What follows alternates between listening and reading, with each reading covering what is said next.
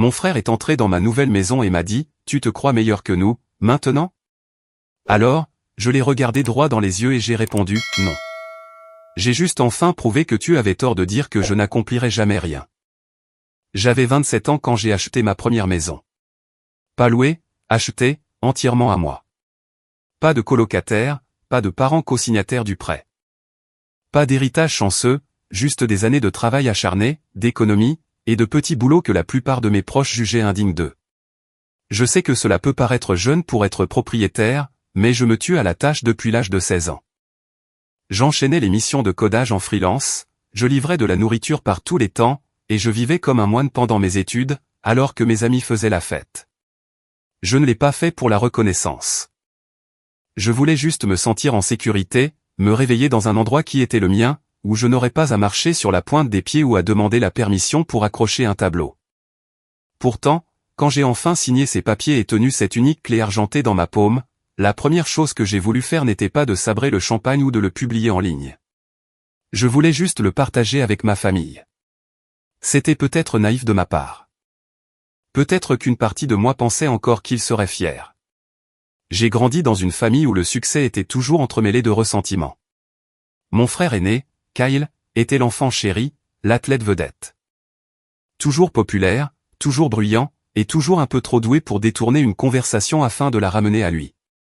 Ma sœur cadette, Jenna, était la petite dernière. Et bien qu'elle n'ait presque rien fait de productif après le lycée, elle était choyée comme si elle était en porcelaine. J'étais l'enfant du milieu, le discret, celui qui avait d'excellentes notes, qui préparait le dîner quand maman travaillait tard, et qui ne dérangeait personne. D'une manière ou d'une autre, cela me rendait invisible, ou pire, me donnait l'air de trop en faire. Mes parents n'étaient pas cruels, pas comme dans certaines histoires d'horreur qu'on lit sur Reddit. Mais ils étaient le genre de personnes qui vous traitaient d'égoïstes si vous faisiez quelque chose sans les impliquer, pour ensuite vous ignorer complètement quand vous essayiez de les inclure. Grandir dans ces limbes étranges, entre être nécessaire et être rejeté, avait fait naître en moi une tempête silencieuse au fil des ans. Mais je la contenais, comme toujours. J'ai gardé la tête baissée, j'ai travaillé, économisé, planifié. Je me disais qu'un jour, quand j'aurais réussi, il me verrait enfin. Pas le discret, pas le personnage secondaire de notre drame familial, mais moi, quelqu'un dont il pourrait être fier. Alors, quand j'ai emménagé, avec les murs résonnant encore de peinture fraîche et les sols sentant le bois neuf, j'étais fou de joie. J'ai passé tout le week-end à tout installer.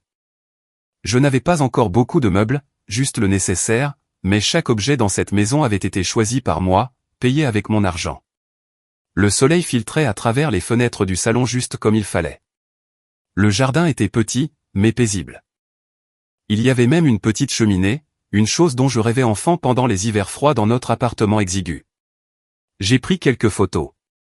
Rien de tape à accent grave-l'œil, le porche, le salon vide, la petite table basse que j'avais construite moi-même.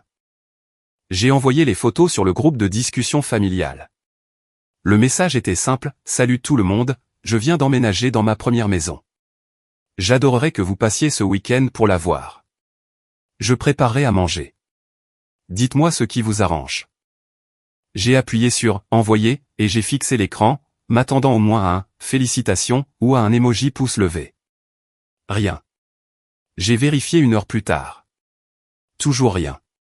Aucune confirmation de lecture, aucun accusé de réception. Je me suis dit qu'ils étaient peut-être occupés. Kyle avait des enfants, Jenna flottait toujours entre des emplois à temps partiel, et maman avait des horaires de travail étranges. Alors, j'ai attendu. Ce soir-là, j'ai envoyé un suivi, juste au cas où le message se serait perdu. Toujours rien. Puis sont venus les jours de silence. Vendredi, samedi, dimanche. Pas un seul texto, pas un appel, pas même un emoji égaré. J'ai commencé à me demander s'il était arrivé quelque chose. Une urgence familiale? Une visite à l'hôpital? J'ai même envisagé d'appeler Kyle juste pour prendre des nouvelles, mais j'ai vu qu'il avait posté une photo ce matin-là, à un barbecue avec Jenna, leurs enfants jouant en arrière-plan, tout le monde souriant comme dans une publicité. C'est là que j'ai commencé à comprendre. Ce n'était pas qu'ils étaient occupés. Ils m'ignoraient. Ce n'est pas la première fois qu'on me mettait à l'écart, loin de là. En fait, Je m'étais habitué à être le dernier informé des anniversaires, des dîners de famille pour lesquels j'avais dû manquer l'invitation. Mais cette fois, c'était différent. Je n'avais pas demandé grand-chose. Je voulais juste partager quelque chose dont j'étais fier. Je ne m'attendais pas à une parade ou à du champagne, juste peut-être un câlin, un sourire, un « bien joué, Liam ». Le lundi est arrivé. Je suis allé travailler. Je suis rentré chez moi. La maison semblait un peu plus froide que d'habitude. Peut-être parce qu'elle était encore vide. Peut-être parce que je l'étais. Puis, de nulle part, digne. Mon téléphone a vibré.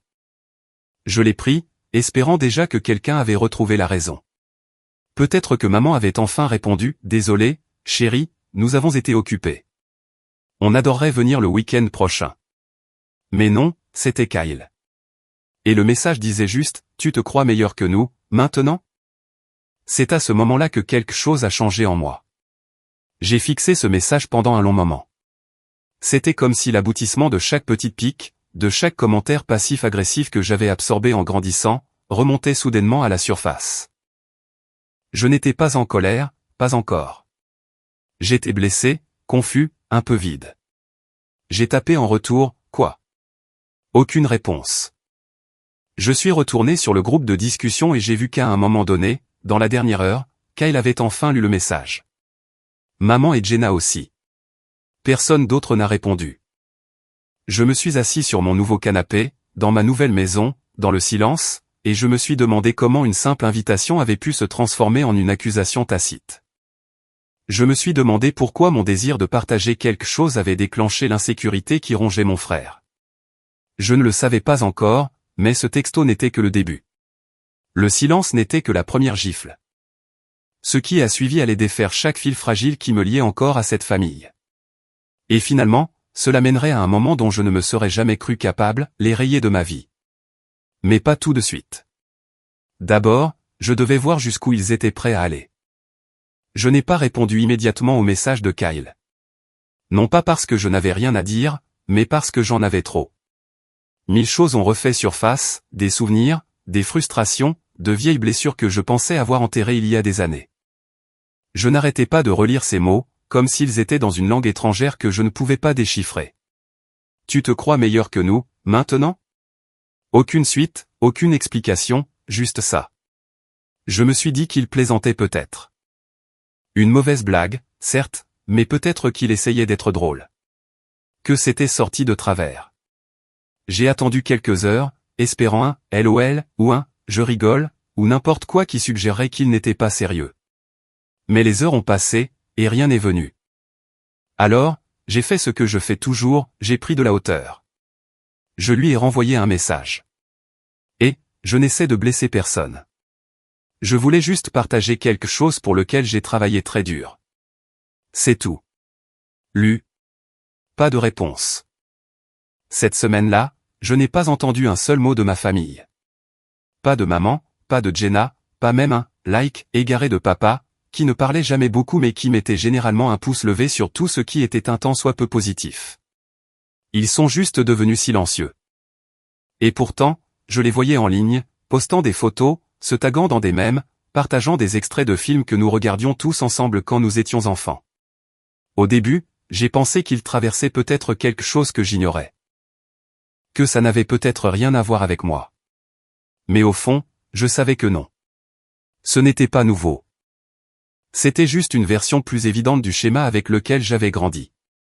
Chaque fois que je faisais quelque chose dont j'étais fier, ils prenaient leur distance. Comme si, à leurs yeux, la fierté était de l'arrogance. Comme si toute tentative d'amélioration personnelle était une gifle pour eux. Quand j'ai obtenu une bourse au lycée, maman a à peine levé les yeux de son téléphone. Quand j'ai été accepté dans le programme d'excellence de mon université, Kyle a dit « Cool. J'imagine que ça veut dire que tu seras fauché et intelligent. » Et quand j'ai obtenu mon diplôme en avance, Jenna a levé les yeux au ciel et a marmonné « Certains ont trop de temps libre. » Ce n'était que la suite logique. Sauf que maintenant, j'avais une maison, un symbole tangible que j'avais pris de l'avance dans la vie, et il détestait ça. Le point de rupture n'est pas arrivé d'un coup. C'était un goutte à goutte de petites trahisons, chacune plus vive que la précédente. La semaine suivante, j'ai découvert que Jenna avait organisé une fête d'anniversaire pour son petit ami dans mon restaurant préféré, celui où je l'avais emmené pour son 20e anniversaire alors qu'elle vivait une rupture. Je ne l'ai su que parce qu'une de ses amies l'a tagué sur une photo. Toute la famille était là. Kyle, maman, même papa, qui quittait rarement la maison sauf pour un événement familial. Mais moi, ni invité, ni même mentionné. J'ai fixé cette photo plus longtemps que je ne veux l'admettre. Tout le monde riait, les bras passés les uns sur les autres, les verres levés pour un toast. Ma place, au sens propre comme au figuré, était vide. C'est à ce moment-là que le silence s'est transformé en exclusion délibérée. J'ai décidé d'appeler maman. Je me suis dit que je voulais juste des réponses, tourner la page, peut-être des excuses, même si j'aurais dû savoir que c'était inutile. Elle a décroché à la 3e sonnerie. Liam, dit-elle, le ton déjà plat.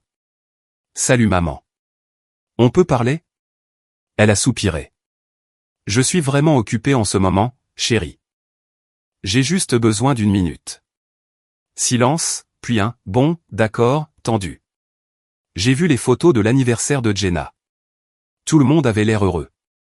Nouvelle pause. Oui, c'était sympa. Je n'ai pas été invité. Sa voix s'est faite plus tranchante. Eh bien, je pensais que tu étais trop occupé à frimer avec ta maison. Ça m'a frappé plus fort que prévu. Frimer. Je vous ai invité. J'ai cuisiné. J'ai attendu. Personne n'a même répondu. Tu n'as pas besoin de nous le jeter à la face, Liam, a-t-elle lancé. Tout le monde n'a pas eu la chance que tu as eue. J'ai cligné des yeux. La chance. J'ai travaillé pour tout ce que j'ai. Je ne vais pas discuter avec toi, dit-elle, la voix montant. Mais ton frère traverse une période difficile. Jenna a des problèmes aussi. Et toi, tu étales ta nouvelle maison comme un trophée. À quoi tu t'attendais qu'on ressente? J'ai dégluti difficilement. Je m'attendais à ce que vous soyez fiers de moi. Il y a eu un long silence à l'autre bout du fil. Puis, d'une voix qui sonnait comme une gifle, tu as toujours pensé que tu étais meilleur que nous. Peut-être que maintenant, tu le crois enfin. Elle a raccroché. Je suis resté assis là, sur mon sol, fixant l'écran vide. La cheminée dont je rêvais enfant crépitait doucement à côté de moi. Mais pour la première fois, la maison ne semblait pas chaleureuse. Elle ressemblait à une boîte que j'avais construite pour m'isoler. Cette nuit-là, je n'ai pas beaucoup dormi. Je n'arrêtais pas de rejouer l'appel dans ma tête. La façon dont elle a dit « chance », comme si je n'avais rien mérité. La façon dont elle m'a fait passer pour le méchant parce que j'avais essayé. Et puis, quelques jours plus tard, est venue la trahison qui a tout changé. Je suis rentré du travail et j'ai trouvé un mot glissé sous ma porte. Pas de nom, pas d'enveloppe, juste un morceau de papier ligné plié. À l'intérieur, un court message, écrit avec l'écriture reconnaissable de ma nièce de 10 ans, Emma, la fille de Kyle. Il disait, « Tonton Liam, pourquoi tu ne veux plus nous voir? Maman a dit que tu es égoïste et méchant. Tu me manques. Est-ce que j'ai fait quelque chose de mal? » Je l'ai juste fixé. C'est à ce moment-là que quelque chose s'est fissuré en moi. Pas à cause de ce qu'Emma a écrit, c'est une enfant. Mais à cause de ce que Jenna lui avait dit, égoïste et méchant. C'est ce qu'il lui racontait sur moi. Je ne l'avais même pas vu depuis Noël. Ils étaient en train d'empoisonner la nouvelle génération contre moi. J'ai appelé Jenna sur le champ. Le cœur battant, la colère bouillonnant sous ma peau. Elle n'a pas décroché, je suis tombé sur sa messagerie. Alors, je lui ai envoyé un texto. Ne mêle pas ta fille à ça, quoi que ce soit. C'est entre nous. Elle ne mérite pas ça.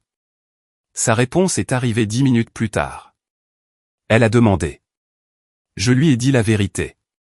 Je me suis senti mal. Pas seulement en colère, trahi. Il ne s'agissait plus d'un dîner manqué ou d'une fête.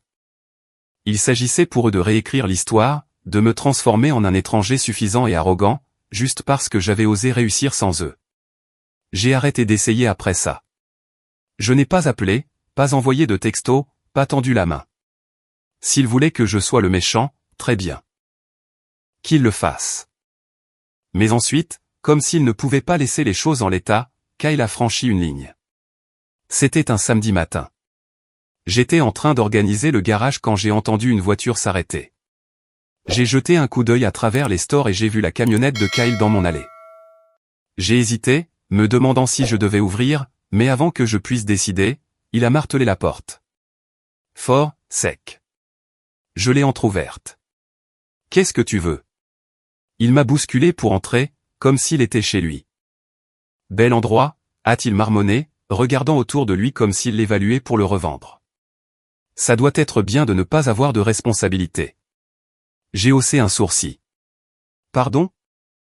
Tu n'as pas d'enfant, tu n'aides personne. Tu restes juste ici, dans ta petite maison brillante, pendant que le reste d'entre nous se noie. Je vous ai proposé de venir. Vous m'avez ignoré. » Il s'est tourné vers moi. « Parce qu'on en a marre de tes apitoiements. » Des apitoiements ? J'ai ri, un rire froid. « Je vous ai invité pour célébrer avec moi. »« Tu nous as invités pour te vanter » a-t-il répliqué. « Tu as toujours cette attitude de supériorité, comme si, juste parce que tu n'as pas merdé comme nous, tu étais meilleur. » J'en avais fini de jouer les gentils.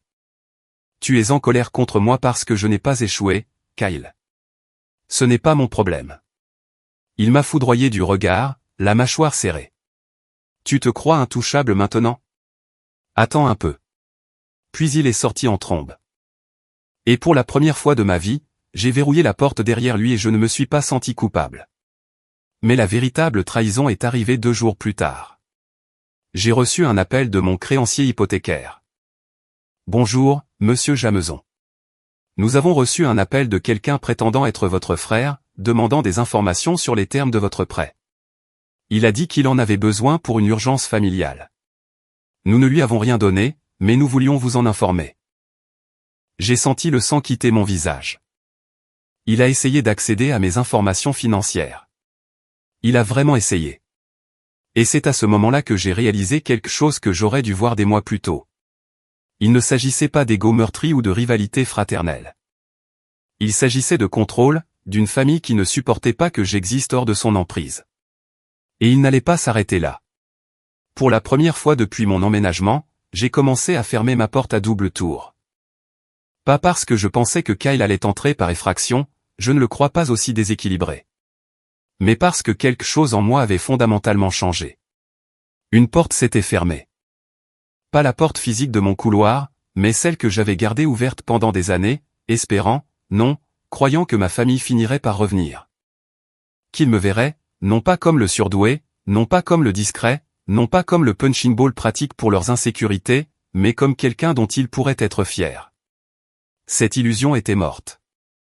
Le fait que Kyle ait tenté de se faire passer pour moi pour fouiller dans mon prêt n'était pas seulement louche, c'était invasif, c'était malveillant.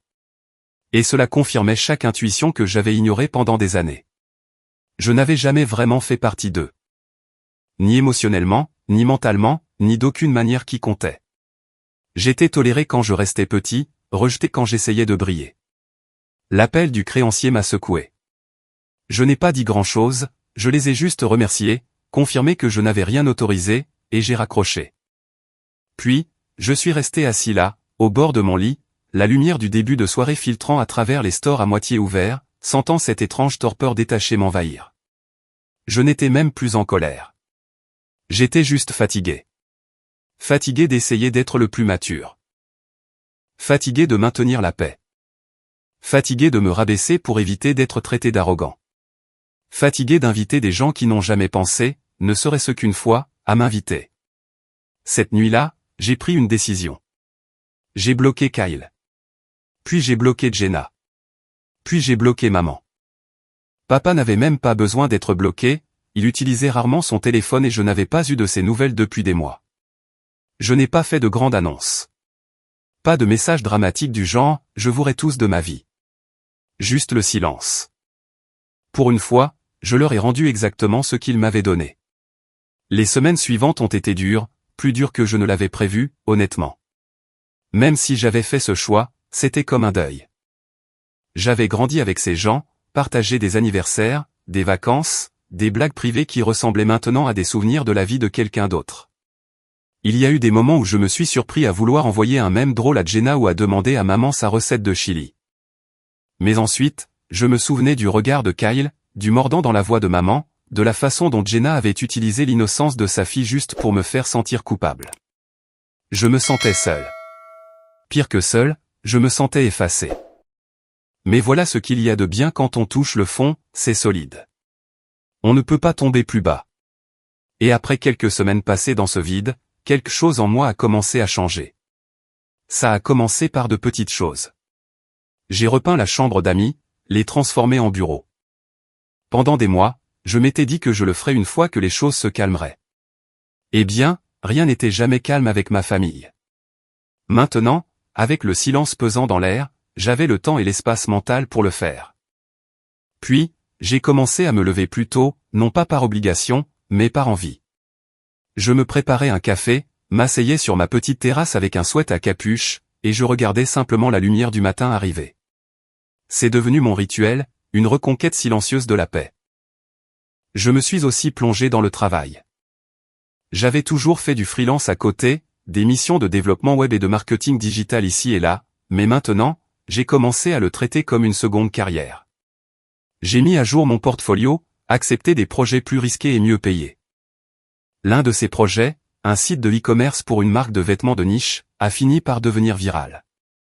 Leurs ventes ont explosé, et la fondatrice, une femme nommée Lexi, a attribué l'augmentation de leur conversion à mon design. Elle m'a recommandé à 3 autres entreprises en 2 semaines. D'un coup, mon carnet de commandes était plein pour des mois. Avec les revenus supplémentaires, j'ai commencé à rénover la maison. Non pas parce que j'avais besoin de prouver quelque chose, mais parce que je le méritais.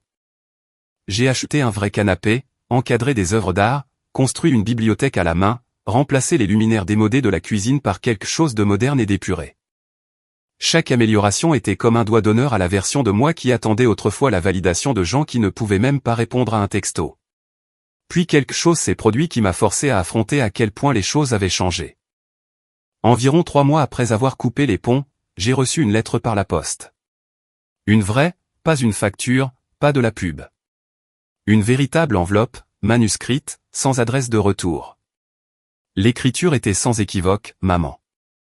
Je suis resté dans ma cuisine, tenant cette lettre comme si elle était radioactive. Je ne l'ai pas ouverte tout de suite. Je l'ai juste fixée, le cœur battant, mon pouce caressant le bord du papier. Je l'ai finalement ouverte ce soir-là. Elle n'était pas longue, juste une page. Elle écrivait, « Liam, je ne sais pas ce qui se passe avec toi.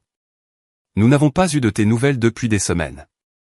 Je sais que tu as toujours été sensible, mais ça me semble beaucoup pour quelques malentendus. Ton frère traverse une période difficile. Tu manques à ta sœur. Même si elle ne sait pas comment le dire. Tu me manques aussi. J'espère que tu pourras bientôt mettre de côté ce que tu ressens. Nous sommes une famille, et ça devrait signifier quelque chose. Maman. » Je l'ai lu 3 fois. Pas une seule fois elle n'a mentionné ce que Kyle avait fait. Pas une seule fois elle ne s'est excusée. Pas une seule fois elle n'a demandé si j'allais bien. Juste le détournement habituel, le chantage affectif déguisé en inquiétude, la petite pique passive-agressive pour que je rentre dans le rang. Je n'ai pas répondu. Au lieu de ça, j'ai pris la lettre, l'ai pliée soigneusement, et l'ai glissée dans un tiroir. Non pas par dépit, mais comme un rappel. Un rappel que je n'avais pas imaginé les mauvais traitements.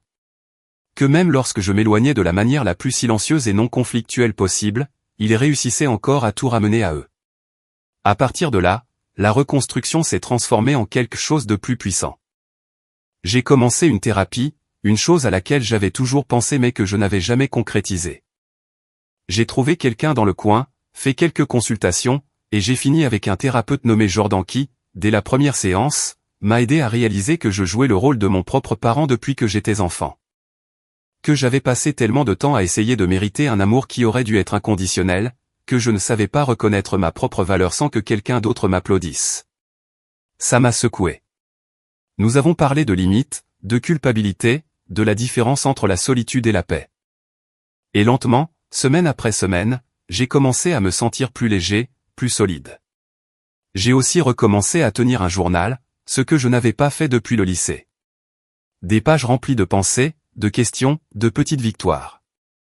Comme le jour où j'ai atteint mon premier mois à $10 000 en freelance. Ou le jour où j'ai réalisé que je n'avais pas pensé à l'approbation de ma mère depuis plus d'une semaine. Ou le jour où je me suis surpris à sourire en traversant mon salon, et que je me suis senti, pour la première fois, vraiment fier. Pas une fierté de façade, pas une fierté du genre, regardez ce que j'ai fait, s'il vous plaît, validez-moi.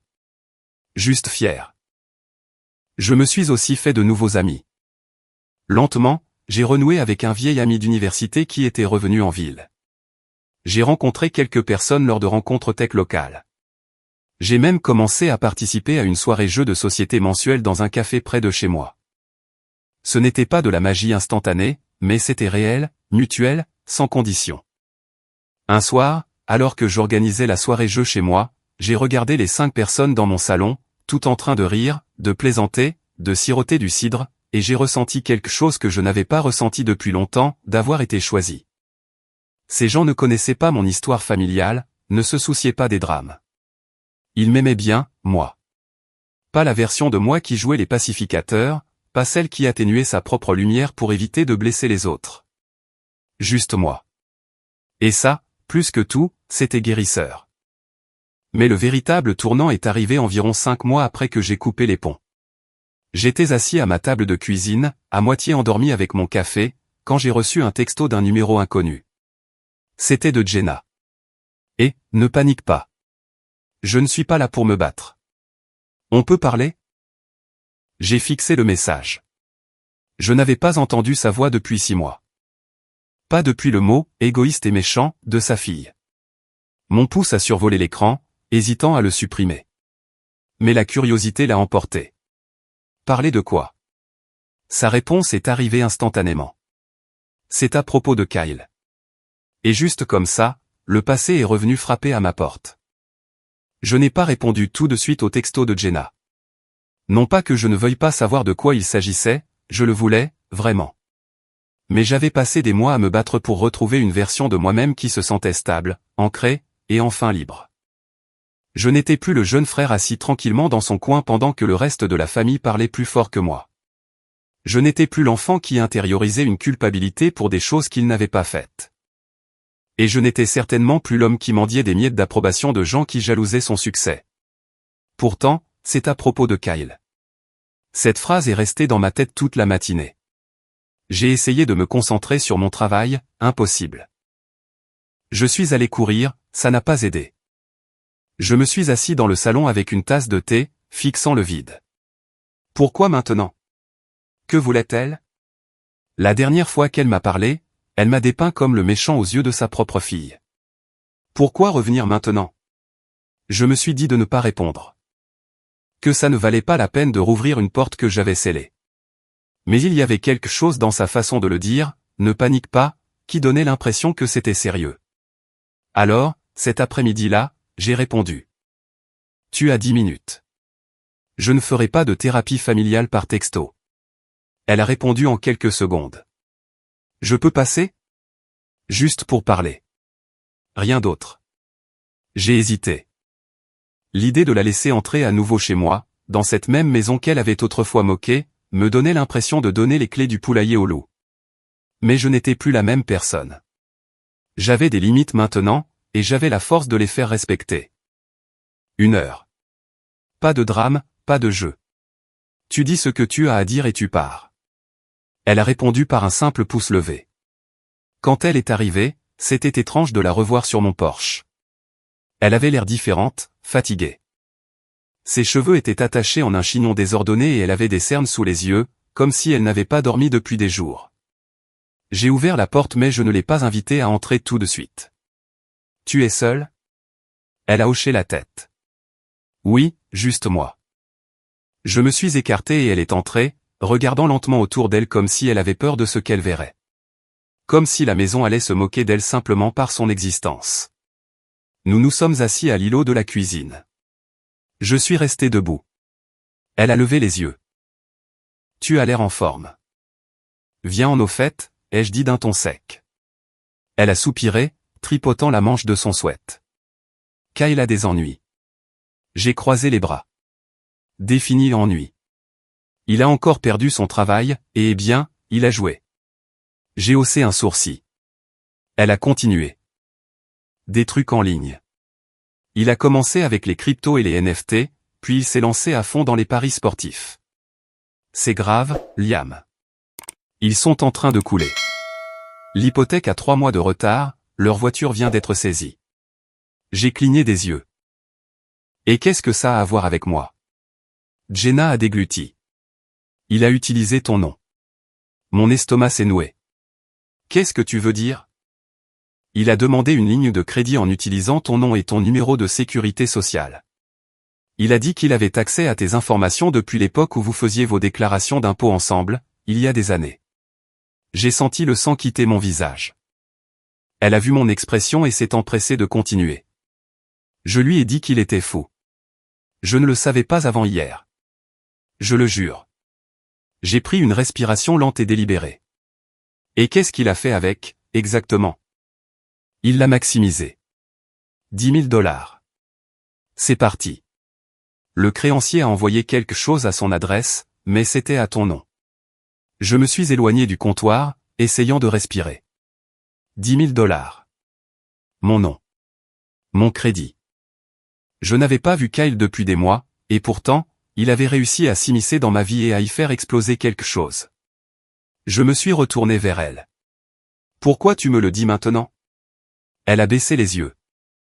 Parce qu'il a dit qu'il allait essayer de prendre un prêt sur ta maison ensuite. Ça m'a coupé le souffle. Quoi? Il s'en est vanté, dit-elle doucement. Il a dit que tu étais trop occupé à jouer à la maison pour remarquer quoi que ce soit.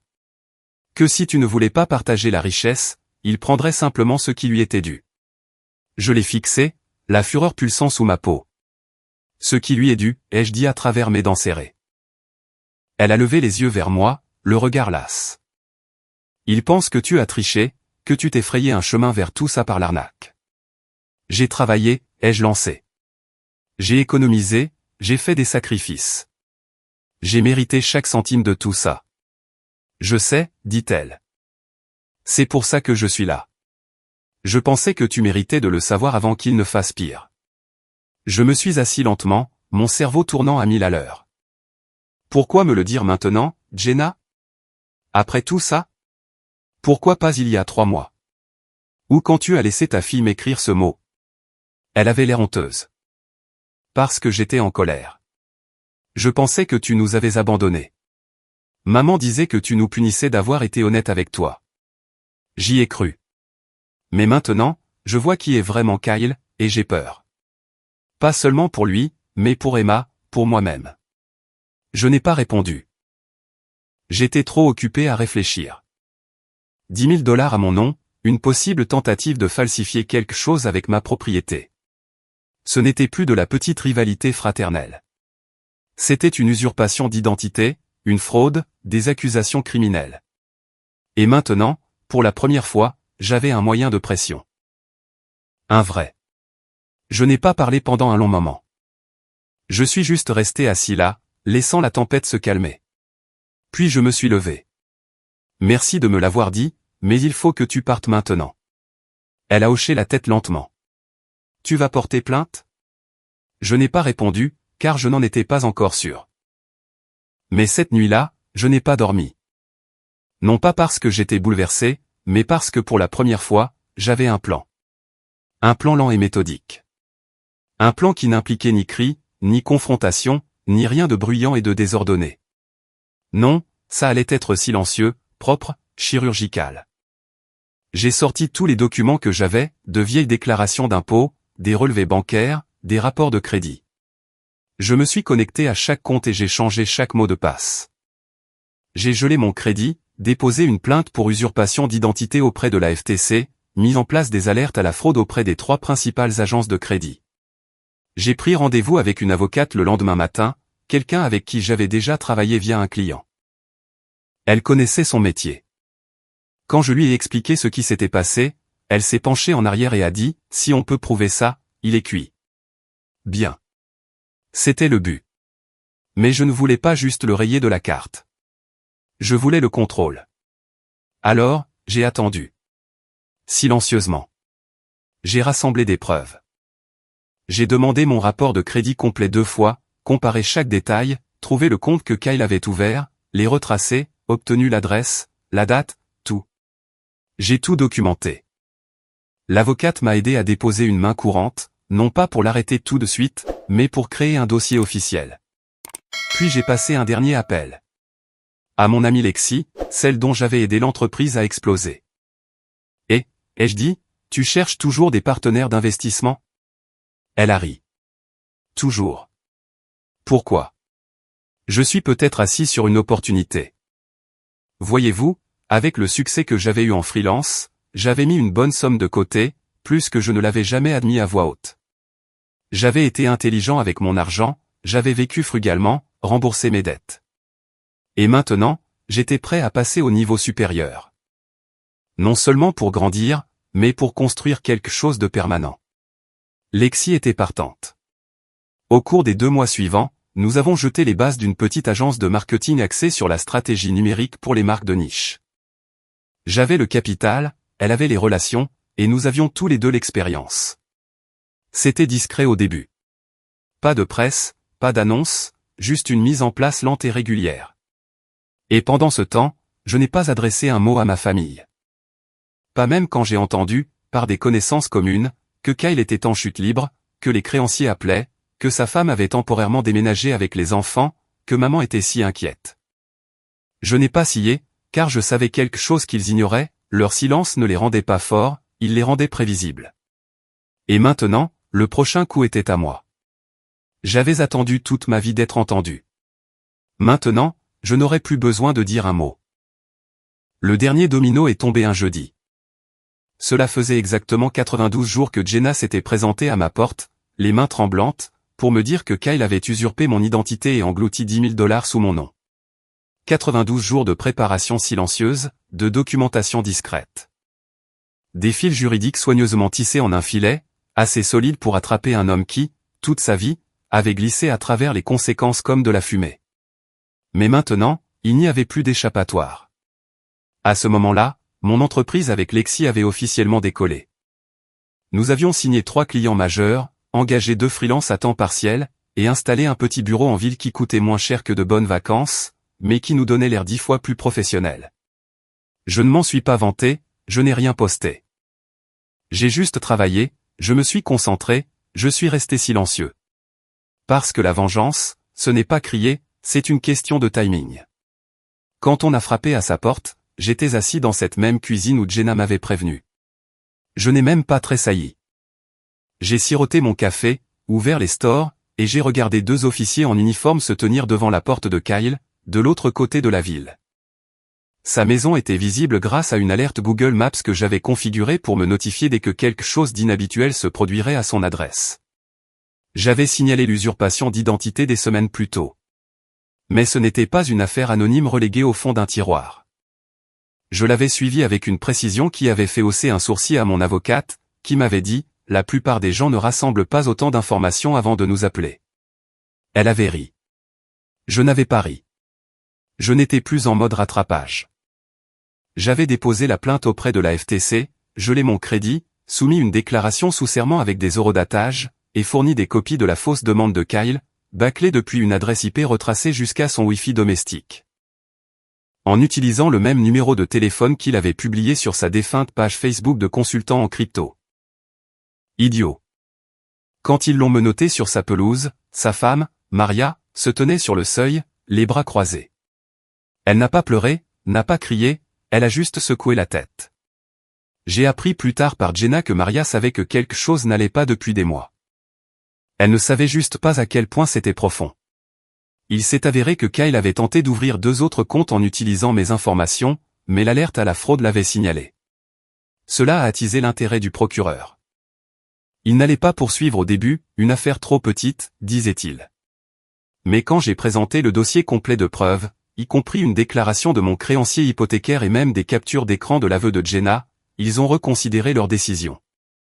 Il a été arrêté pour usurpation d'identité, fraude électronique et tentative de vol qualifié. 3 crimes. La caution a été fixée à $50 000. Il ne les avait pas. Cette partie n'était même pas la plus satisfaisante. Ce qui a suivi, si. Une semaine après l'arrestation, j'ai rencontré Maria. Elle m'avait appelé de nulle part pour me demander de parler. Nous nous sommes retrouvés dans un café près de son lieu de travail. Elle avait l'air épuisée mais calme. Ses cheveux étaient attachés, un dossier glissé sous son bras. « Je divorce », dit-elle avant même que je m'assoie. « Je ne suis pas là pour t'en dissuader », ai-je répondu. Elle a eu un sourire fatigué. « Je ne pensais pas. Je voulais juste te donner quelque chose. » Elle a fait glisser le dossier sur la table. À l'intérieur, il y avait des copies de messages textes, des captures d'écran de Kyle se vantant de ses plans, se moquant de moi, et même riant avec un ami sur la façon dont il pourrait probablement soutirer 20 000 $ à son « idiot de frère » avant qu'il ne s'en aperçoive. Je n'ai pas bronché, j'ai juste hoché la tête. « Merci. Tu n'es pas le seul qui l'a roulé, dit-elle. Mais tu es le seul qui a fait quelque chose. » Elle s'est levée pour partir. Avant de s'éloigner, elle s'est retournée et a ajouté « Emma parle encore de toi, tu sais. » Elle a encadré le petit dessin que tu lui as donné pour son anniversaire, près de son lit. Ça a failli me briser, mais j'ai tenu bon. J'ai juste hoché la tête à nouveau. C'est une bonne gamine. Maria a hésité, puis a dit, si jamais tu veux la revoir, tu seras le bienvenu. Je pense qu'elle a besoin de plus de gens comme toi. Cette nuit-là, je n'ai pas ressenti de joie, pas exactement. Ce n'était pas ce genre de vengeance. Mais j'ai ressenti de la clarté et de la paix. Les retombées se sont propagées lentement. Jenna m'a recontacté, cette fois pour s'excuser. De vraies excuses, sans faux fuyant. Elle m'a dit qu'elle était en thérapie, essayant de démêler la dynamique familiale tordue dans laquelle nous avions tous grandi. Je n'ai pas dit grand-chose en retour, juste que je lui souhaitais le meilleur. Je le pensais. Je n'étais pas intéressé à être son soutien émotionnel, mais je n'étais pas non plus assoiffé de sang. Maman, en revanche, est restée silencieuse pendant des semaines. Puis, un dimanche matin, elle m'a envoyé un email. Pas un appel, pas un texto, un email. Liam? Je ne sais plus quoi dire. J'ai l'impression de ne pas te connaître. Je n'aurais jamais pensé que ça en arriverait là. Notre famille brisée. Mais peut-être qu'elle était déjà brisée et que nous ne voulions tout simplement pas le voir. J'espère que tu es heureux. J'espère que cela t'a apporté ce dont tu avais besoin. Je t'aime toujours. Même si je ne comprends pas maman. Il n'y avait aucune excuse, aucune reconnaissance de son rôle, juste de la tristesse et une pointe de reproche passif. Je n'ai pas répondu, car j'en avais enfin fini de jouer les traducteurs pour des gens qui refusaient d'écouter. Quelques semaines plus tard, Kyle a accepté un accord de plaidoyer. Il a évité la prison, de justesse. Il a eu du sursis, des travaux d'intérêt général, une amende énorme, et un casier judiciaire permanent. Il ne pourrait plus jamais ouvrir un compte financier sans être scruté. Son crédit était ruiné, son mariage terminé, et ses perspectives d'emploi sombres. Je ne m'en suis pas réjoui, mais je me suis senti vengé. J'ai laissé l'avocate s'occuper du reste. Nous avons récupéré une partie de l'argent volé par le biais de la restitution. Pas tout, mais assez. Les marques sur mon crédit ont été effacées, mes rapports nettoyés, mon nom protégé. Quant à moi, j'ai continué à construire. Mon entreprise a grandi plus vite que prévu. Lexi et moi avons signé 2 autres clients, engagé une assistante virtuelle, et déménagé dans un bureau légèrement plus grand. Ma maison, mon foyer, ne ressemblait plus à un champ de bataille. Elle était de nouveau à moi. Chaque pièce respirait la paix, pas la tension. J'ai acheté un nouveau canapé, de véritables œuvres d'art, j'ai même recommencé à organiser ces soirées jeux de société. Et une fois, juste une fois, j'ai laissé Emma venir. Jenna l'a amenée un samedi après-midi, elle est restée dehors pendant que je faisais visiter la maison à Emma. Elle était si excitée, elle n'arrêtait pas de tout montrer du doigt. C'est ta cuisine? C'est ton jardin? C'est toi qui as peint ça? À la fin de la visite, elle m'a serré dans ses bras et a murmuré, tu es comme un super-héros adulte. J'ai ri. Pourquoi? Parce que tu as arrêté le méchant. Je n'ai pas eu le cœur de la corriger. Après son départ, je suis resté sur le porche un long moment, regardant le soleil descendre derrière les toits. Pour la première fois depuis longtemps, je me sentais complet. Non pas parce que j'avais gagné, non pas parce que j'avais écrasé quelqu'un, mais parce que j'avais enfin arrêté de me rabaisser pour mettre les autres à l'aise. Parce que j'avais arrêté d'attendre l'amour de gens qui ne savaient que rivaliser. Parce que j'avais appris que parfois, la paix ne se donne pas, elle se prend. Et la chose la plus puissante que j'ai jamais faite a été de dire enfin, c'est fini. C'était le dernier chapitre, et la maison est toujours debout. Moi aussi.